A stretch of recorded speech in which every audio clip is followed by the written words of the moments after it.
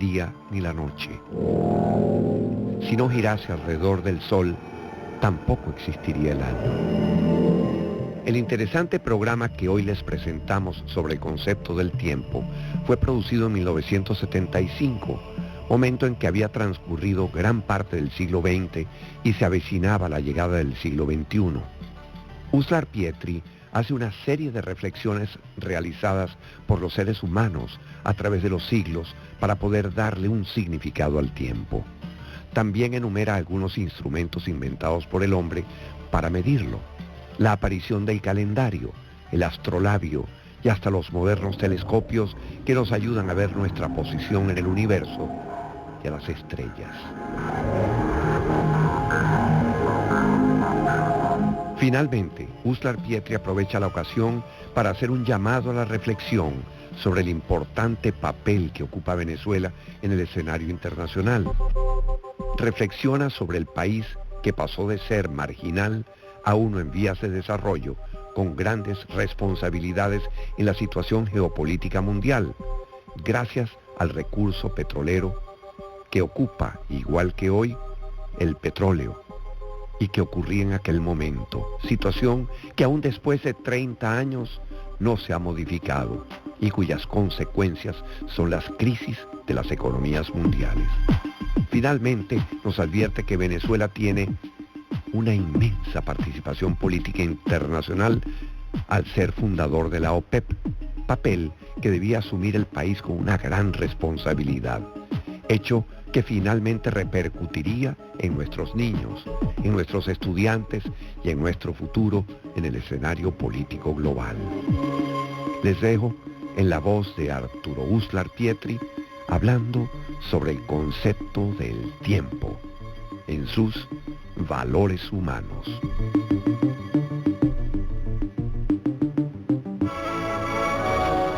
Amigos invisibles, estamos en 1975.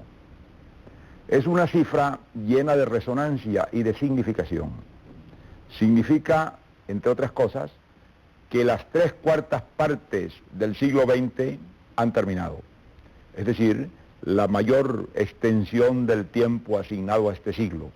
Y que nos separa apenas del año 2000 y de la aurora del siglo XXI un lapso tan breve como es el lapso de 25 años. Es por lo tanto un tiempo, un momento y una fecha muy proclive para meditar, para reflexionar, para pensar en todo lo que puede significar y entrañar esta entrada en este último cuarto del siglo XX. El hombre contemporáneo está en un estado de perplejidad, está perplejo, está angustiado, está confundido con la cantidad de acontecimientos que pasan en su torno y está simultáneamente esperanzado.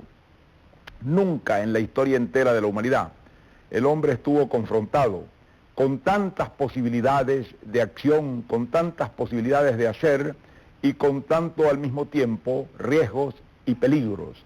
Es decir, está a su alcance como en una especie de cuento mágico una varita de virtud para realizar los más fantásticos sueños con su adelanto tecnológico, con sus posibilidades de transformación de la naturaleza, y simultáneamente está amenazado por algunas de las posibilidades destructivas más horribles que la humanidad haya enfrentado nunca, en una escala que igualmente sobrepasa la capacidad de acción de ningún país individual, aun cuando hablemos de los más grandes países del mundo. De modo que la humanidad desemboca en este último cuarto de siglo del siglo XX, desemboca en esta fecha que sería, y desde luego lo es para mucha gente que cree en cosas esotéricas, una fecha significativa, una fecha que puede representar una transición o un cambio, en un estado de ánimo, de perplejidad, de angustia y al mismo tiempo de esperanza. Esto es sencillamente una muestra más de esa relación tan vieja y tan misteriosa del hombre con el tiempo. Los filósofos han debatido muchísimo y no han llegado nunca a ponerse de acuerdo en lo que es el tiempo. ¿Hasta dónde existe en realidad el tiempo? ¿Hasta dónde el tiempo no es sino una noción relativa, una noción convencional, una noción subjetiva del ser humano? De todo esto hay, y no es tan sencillo establecerlo y decirlo. El hombre le ha preocupado siempre el tiempo, porque claro, el tiempo ha estado presente para él en una forma inolvidable, sobre todo desde los comienzos de la existencia histórica. El hombre ha visto el tiempo en sus manifestaciones más inmediatas y más locales, en el cambio de la noche al día. Era imposible que por muy primitivo que fuera el ser humano de las épocas originales, no advirtiera el misterio de ese paso del momento o del tiempo en que hay luz sobre la Tierra a la época en que hay oscuridad. Y ese cambio se hace con una regularidad extraordinaria, es decir, cada 12 horas cambia la iluminación de la Tierra, cada 12 horas se pasa de la sombra a la luz o de la luz a la sombra. Y esta fue sin duda la primera medida que el hombre tuvo del tiempo. Y desde luego constituyó para él un hecho importante, porque cambiaba lo que se podía hacer de día, no se podía hacer de noche, porque había un cambio de circunstancia y la noche, claro, normalmente vino a convertirse en el período de descanso, porque el hombre no tenía iluminación artificial ni manera de luchar contra la sombra que invadía. Pero es que no solamente el tiempo se le presentaba como el fenómeno natural del cambio de la noche al día, sino que el tiempo se le presentaba también con otro cambio muy importante, particularmente en los climas templados. La naturaleza va cambiando a lo largo del año. ¿Por qué va cambiando? Porque ocurre el turno de las estaciones. Y eso el hombre lo podía ver perfectamente en el proceso con que la naturaleza en los climas templados se desvestía de las hojas caían, los árboles se quedaban desnudos, y luego venía una época en que volvían a brotar los retoños, aparecían las nuevas hojas, los árboles se cubrían de verdor, y venía todo el proceso de la maduración de las frutas. De modo que el hombre tenía, y venía también la época en que se reproducían los animales, de modo que el hombre tuvo que asociar entonces una sucesión de épocas dentro de un periodo muy largo en que esas épocas volvían a repetirse. Porque claro, volvía otra vez una época en que volvían a desvestirse los árboles y otra época en que volvían a aparecer las hojas. Y esta fue la noción del año, porque claro, el año está, así como el día está determinado por la rotación que la Tierra hace sobre su propio eje, en que vuelve al mismo punto cada 24 horas, lo mismo ocurre con las estaciones, con el cambio estacional, que es el movimiento de la Tierra alrededor del Sol, solo que ese movimiento dura 365 días y fracción, y por lo tanto, en ese transcurso va cambiando la posición de la Tierra con respecto al Sol, por los movimientos propios de la Tierra y por el desplazamiento en torno al Sol, y ese proceso constituye un año. De modo que el hombre empezó a conocer que había una situación que se repetía, que cada vez en el mismo lapso, en el mismo transcurso de tiempo tendía a reproducirse. Y eso es lo que él llamó un año. Claro que no lo decían así, lo decían en la forma en que todavía muchos campesinos lo dicen en el mundo entero. Muchas veces los campesinos al hablar de un caballo o de un toro, no dicen que tiene 3 años o que tiene 4 años. Lo dicen de otra manera muy asociada al lenguaje del hombre primitivo y a la noción del tiempo del hombre primitivo. Dicen, tiene 3 hierbas, tiene 4 hierbas. ¿Qué significa 3 hierbas o 4 hierbas? Es decir, que ha estado vivo el animal en 3 procesos o en 4 procesos en los que ha vuelto a brotar la hierba en la tierra después del invierno. De modo que es una manera de asociar sencillamente la noción del año a las estaciones. Pero estas clasificaciones que eran naturales, que el hombre primitivo aprendió del cambio de la noche al día y del transcurso de las estaciones unas detrás de otras, no eran satisfactorias. En la medida en que el hombre se civilizó, en la medida en que el hombre creó un orden que iba mucho más allá del orden primitivo, la necesidad de medir el tiempo se hizo mucho más perentoria, de tal manera que entonces el hombre trató de medir el tiempo con más precisión, y esto trajo también un problema que es importante. El hombre tenía para medir el tiempo, sobre todo el transcurso del tiempo inmediato, 2 elementos naturales que le servían de mucho, no solamente el transcurso de las estaciones, sino el cambio del día a la noche, que era para él el movimiento del sol, porque él creía que era el sol el que se movía en torno a la Tierra, y el movimiento de la luna. El hombre había observado, y esto era muy fácil observar, cómo la luna pasa por 4 fases sucesivas, y esas 4 fases sucesivas tardan un periodo de tiempo más o menos parejo. De modo que la vuelta de la luna a una faz significaba que había transcurrido un periodo que era más o menos igual todo el año, y esto fue lo que el hombre llamó un mes. De modo que el hombre comenzó por llamar un año, porque la naturaleza se lo decía, el tiempo en que tardaba el paisaje en volver a una situación de invierno, de verano o de primavera, o de otoño, y en llamar un mes el tiempo en que tardaba la luna en volver a una faz, de modo que a una faz de creciente o de menguante o de luna llena. De modo que estos fueran mediciones completamente naturales. Ahora, cuando el hombre trató, ya con más adelanto matemático y más conocimiento, de reducir esto a nociones matemáticas, encontró que no calzaba. El año solar no tiene 365 días, por lo tanto no es exactamente divisible en días, sino que tiene más o menos 365 días y cuarto. Entonces, claro, esto hace que si no se toma en cuenta esta diferencia, al cabo de cierto tiempo, la fecha de comienzo del año va cambiando, y llega a cambiar, puede llegar a cambiar en periodos largos, en espacios que casi llegan a ocupar un mes. Por lo tanto, no coincidía el comienzo del año con las estaciones por esta diferencia del año visible solar con el año astronómico realmente medible. Lo mismo ocurría con el mes. El mes lunar no tenía una duración fija. La luna más o menos toma de 28 a 29 días en volver a una faz primitiva, y esta división no coincide con el año solar. De modo que entre los pueblos que medían por meses lunares y los pueblos que medían por años solares, siempre hubo diferencias, y siempre ocurrió que hubo un descalco y una dificultad en conciliar la medición lunar, que era muy importante, con la medición solar. De modo que esto trajo pues la necesidad más adelante de crear calendarios. Ya los pueblos más adelantados y más civilizados, y que ya tenían un conocimiento mayor de la astronomía y del movimiento de la Tierra y de las nociones realmente de lo que era el tiempo astronómico y lo que era el tiempo lunar y el tiempo solar, comenzaron a construir calendarios.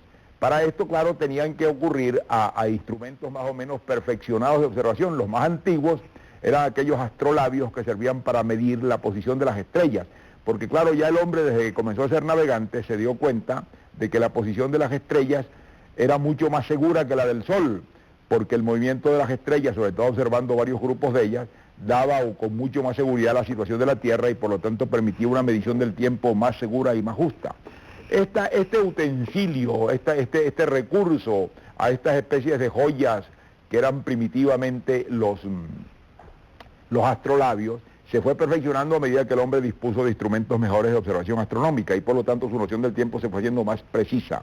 Por eso los primitivos calendarios, los calendarios que crearon, por ejemplo, que llegaron a tener los romanos, el calendario juliano, que se llama así en honor de Julio César, que lo estableció, tenía diferencias considerables con el verdadero año astronómico. Por lo tanto, al cabo de un tiempo de cierta duración, al cabo de un siglo, de 2 siglos o de 3 siglos, podía haber diferencias gravísimas que hacían que el comienzo del año se fuera desplazando y llegara a tener diferencias muy grandes. De modo que en una época podía comenzar el año en pleno invierno y en otra época en plena primavera. Y esto era contrario a toda medición científica o seria del tiempo. De modo que esta necesidad de rectificar hizo que se fueran introduciendo algunos correctivos. De aquí nació la idea de los años bisiestos, es decir, que cada cierto tiempo se le añadía un día al año para corregir este descalco del año solar con el año astronómico. Y lo mismo ocurrió con los meses. Ya no era posible atenerse puramente a las lunaciones, porque no coincidían con 12 lunaciones, no coincidían con el año. Había una diferencia considerable entre 12 lunaciones y el año, por lo tanto los meses y el año no calzaban. Y esto trajo como consecuencia la necesidad de crear una división más artificial de los meses, dividirlos en meses de 30 y 31 días, y crear un mes cojo, que es el mes de febrero, al que se le añadía luego un día para completar el año bisiesto. Esta situación duró hasta muy tarde, vino a durar en realidad hasta el siglo XVI, cuando se hizo por la Iglesia la reforma conocida con el nombre de calendario gregoriano. Ese calendario gregoriano, que es el que nos rige todavía con muy pequeñas modificaciones, tiene también sus defectos. Hoy en día que tenemos la posibilidad de hacer observaciones astronómicas a través de estos inmensos telescopios de que se dispone hoy en día, y que el hombre llega a tener una noción más clara realmente del desplazamiento de la Tierra, ha traído como consecuencia de que nos demos mayor cuenta de cómo estamos realmente midiendo el tiempo de una manera imperfecta, y cómo el viejo problema de los datos físicos inmediatos del tiempo que nos dan el Sol y la Luna no coinciden con una medición seria astronómica de lo que sería el tiempo para nosotros hoy en día. Esa visión del tiempo es una visión subjetiva, claro está, Si la Tierra no diera vueltas en torno a su eje, nosotros no sabríamos que habría día y noche, porque una parte de la Tierra viviría expuesta a la luz permanentemente y otra viviría en la sombra. Lo mismo, si no girara la Tierra alrededor del Sol en la órbita en que gira, el año duraría o más o duraría menos, como ocurre con algunos planetas. Los planetas que están más cerca del Sol tienen un año mucho más corto que el nuestro, y los planetas más lejanos del Sol, que tienen una órbita mucho más grande, tienen un año inmensamente mayor, un año que es varias veces la duración del año nuestro. De modo que esa medición de años y días es una medición, si ustedes quieren, artificial. En realidad ocurre porque el hombre está en la Tierra y porque la Tierra se mueve de cierto modo, pero trasladar a términos universales del gran espacio sideral la noción de noche y día y la noción de año es completamente caprichoso y no corresponde a la verdad. De modo que la noción de tiempo es una noción muy relativa, es una noción práctica, es una noción derivada de la situación del hombre en la Tierra y de la situación de la Tierra en el sistema solar y en el espacio, pero que no tiene ningún valor universal, no es aplicable ni trasladable a ningún otro cuerpo celeste, porque las condiciones en que otro cuerpo celeste se desplaza harían que la medición del tiempo en él tuviera que ser distinta, o la noción del tiempo en unos hipotéticos habitantes. Pero en fin, esto no es el problema es que el hombre siempre ha visto como una cosa mágica al tiempo, y que desde luego ha tenido la idea de que ese comienzo del año, que es completamente artificial, y esa sucesión de las lunaciones y de la posición de la Tierra con respecto al Sol, tienen una importancia. De aquí se fundaron las más primitivas ciencias como la astrología, que trataba de establecer una relación entre el destino humano, entre los acontecimientos humanos y la posición de las estrellas. Todo esto pues no es sino una manifestación de la continua, el continuo asombro, el continuo espanto, si pudiéramos decirlo, del hombre frente al cosmos, frente a esa cosa inmensa y misteriosa que lo rodea y que él muy poco a poco ha ido logrando entender y que sin embargo todavía hoy en día no entiende del todo, y a pesar de que su conocimiento ha progresado y avanzado. De modo que para nosotros siempre el comienzo del año, que podría ser en cualquier mes del año porque es una decisión completamente artificial, cada día del año el Sol está en una posición en que estuvo hace un año, de modo que, o mejor dicho, la Tierra con respecto al Sol, de modo que podría cada día del año ser comienzo del año, si quisiéramos determinarlo así convencionalmente, y nada se opone a eso. Claro, se ha escogido una fecha intermediaria entre los equinoccios, porque desde un punto de vista científico parece más lógico, pero es de todos modos una cosa convencional. Pero haber escogido a través del calendario juliano y del gregoriano una fecha determinada para el comienzo del año en el mundo occidental, que por lo demás no coincide con el comienzo del año en otras culturas y civilizaciones, como ocurre con los judíos, como ocurre con los musulmanes con la cuenta de su era, como ocurre con otros pueblos, tiene la consecuencia de que asociemos mágicamente con esas fechas acontecimientos. Y así pensamos entonces que efectivamente empieza un nuevo tiempo cuando comienza un año, y que comienza mucho más un nuevo tiempo cuando comienza un siglo, y que por lo tanto el pasar del tercer cuarto de un siglo al comienzo del cuarto final debe tener una significación especial.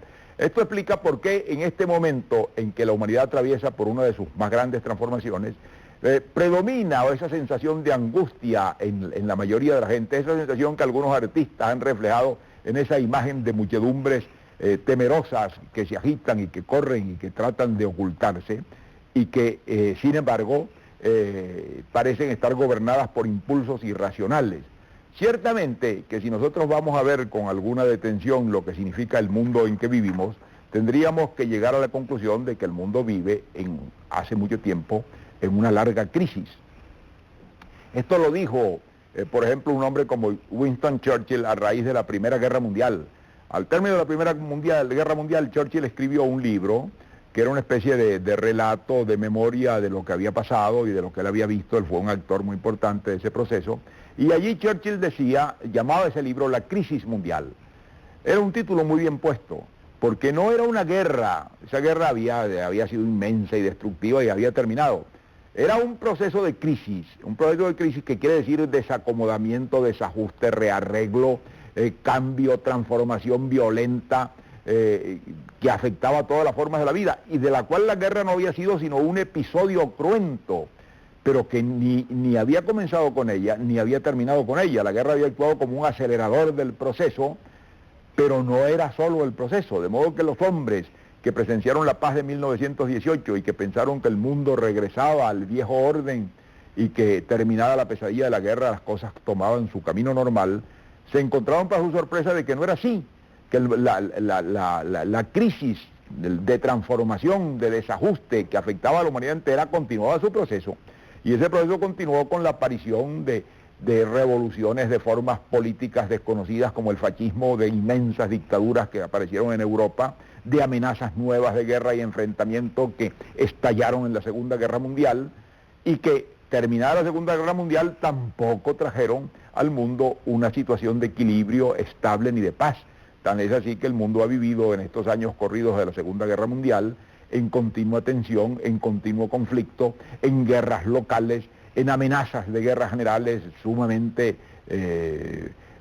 llenas de un potencial de riesgo como nunca la humanidad lo conoció antes, de inmensas crisis económicas, de desajustes de los mecanismos por medio de los cuales un orden internacional fue establecido y que afectan la política y la economía y la cultura y todas las formas de la vida humana, de la aparición de inmensos problemas como son, por ejemplo, el problema poblacional. El mundo empieza a tener conciencia de que posiblemente está pasando los límites de una proporción sana entre población y recursos, de la escasez amenazante de los recursos, de la posibilidad de que el sistema de vida que hemos adoptado a base de un creciente consumo de materias primas pueda llevar a la humanidad a un momento de quiebra en el buen sentido de la palabra, es decir, que va a consumir ese capital que estaba colocado en la tierra en recursos no renovables sin poderlos renovar.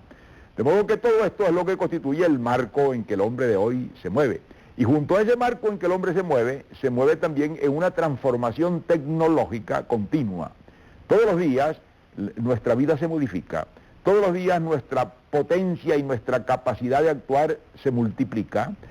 Hoy en día estamos conectados al mundo entero, al más remoto rincón por medio de la red increíble de las comunicaciones, y hoy en día todos participamos en alguna forma de la vida y de lo que está ocurriendo en el resto del mundo de una manera continua. De modo que esta situación hace, claro, que una fecha como 1975 haga que el hombre se detenga a reflexionar un momento, a pensar que ese transcurso, que no significa nada, puesto que es una fecha caprichosamente escogida para comenzar el año, puede tener una significación mágica, ominosa o auspiciosa, que algo va a cambiar. Claro, algo va a cambiar, todo está cambiando. Los riesgos siguen estando en pie. La situación crítica de la economía mundial no deja de ser amenazante, las zonas de tensión y de fricción son crecientes, de modo que todo esto justificaría que el hombre vea con cierta angustia y temor, al mismo tiempo que con esperanza, porque dispone de medios inmensos, la posibilidad del futuro inmediato, y es así como tenemos que contemplarlo. Ahora habría que preguntar, ¿qué pasa dentro de ese cuadro con este país que se llama Venezuela?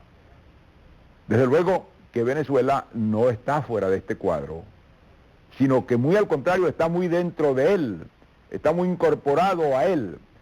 Venezuela fue hasta hace muy pocos años un país marginal, en el sentido de que era un país que pesaba muy poco en la cuenta del escenario mundial, en las grandes decisiones políticas del mundo. Pero esa situación ha cambiado rápida y prontamente. Hoy en día Venezuela es un país con responsabilidades mundiales de una magnitud que la mayoría de nuestros conciudadanos muchas veces no se percatan de que existen. Esa vieja Venezuela, esa Venezuela del pasado, esa Venezuela rural, esa Venezuela de hacendados y de peones y de campesinos, esa Venezuela que vivía de cultivar azúcar y café y cacao y de ganadería, esa terminó, esa concluyó. Ahora estamos en la Venezuela petrolera, y la Venezuela petrolera tiene un impacto en escala mundial muy grande. Todos los días oímos hablar de que existe una crisis energética en el mundo. Esa crisis energética, traducida a otros términos, significa esto. Una cosa que es cierta, y es que el recurso petrolero, que es vital para la economía industrial del mundo, es escaso y no renovable, y al ritmo de consumo actual durará los humos 40 años más, en el más optimista de los cálculos. Y el otro es que el precio de ese petróleo, que hasta ahora se había mantenido anormalmente bajo, ha subido para equipararse y equilibrarse con el alza de los demás precios mundiales. Y esto ha ocasionado, claro, un desajuste y un desequilibrio en las economías mundiales, particularmente la de los grandes países industriales. Venezuela forma parte de la agrupación de la OPEP, de los países exportadores de petróleo.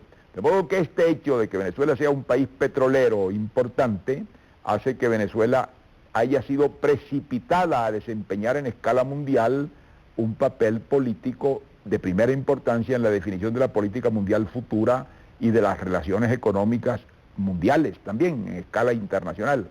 Esta responsabilidad tiene que asumirla el país con plena conciencia de lo que ello significa. Es decir, el petróleo ha hecho que nuestra posición mundial cambie radicalmente. Hoy en día ya no somos un país marginal, hoy en día somos un país con responsabilidades centrales. Y esto implica que Venezuela tiene que asumir esas responsabilidades, medirlas y pesarlas.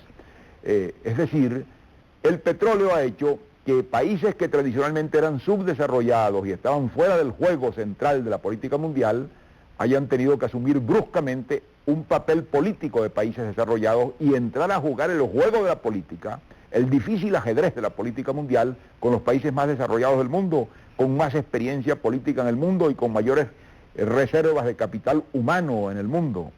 De modo que esto significa el petróleo. Se acaba de constituir, por ejemplo, en el mundo, una organización de países que se llama la AIE, la Agencia Internacional de Energía, que no es sino, para decirlo en otras palabras, una anti-OPEP. De eso forman parte 16 países, entre los cuales están los Estados Unidos, Inglaterra, la mayor parte de los países europeos, el Japón, el Canadá, y esto significa un enfrentamiento de los países de la OPEP con la concentración más grande de tecnología, de ciencia, de experiencia y de recursos del mundo. De modo que se está jugando un juego muy importante a un nivel muy alto con contrincantes que tienen mucha experiencia en la política mundial y muchos recursos. Esto hace que nosotros tengamos que hacer un esfuerzo sobrehumano para poder jugar ese juego en términos de igualdad. De modo que para ese futuro que se acerca, la cosa esencial nuestra es la política que vamos a hacer en escala mundial y desde un punto de vista inteligentemente venezolano, con ese inmenso recurso que nos ha convertido en un participante del gran juego de la política y de la economía mundial.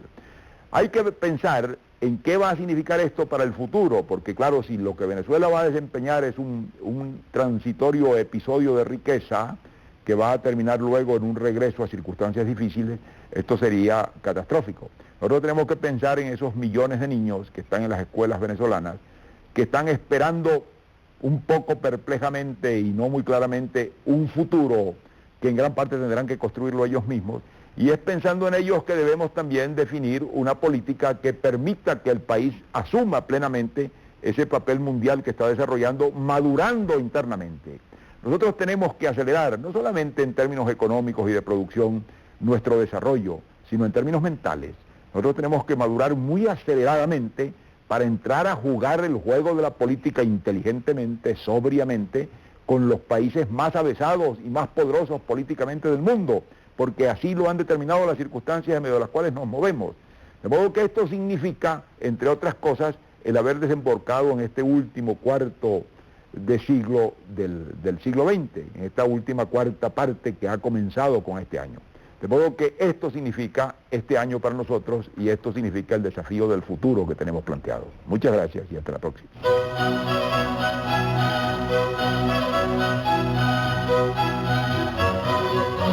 La Fundación Unión Radio presentó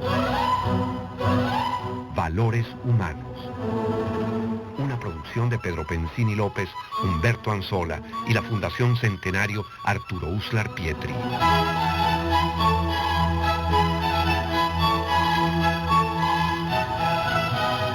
Digitalización, equipo técnico Fundación Unión Radio. Edición y montaje, José Montesinos.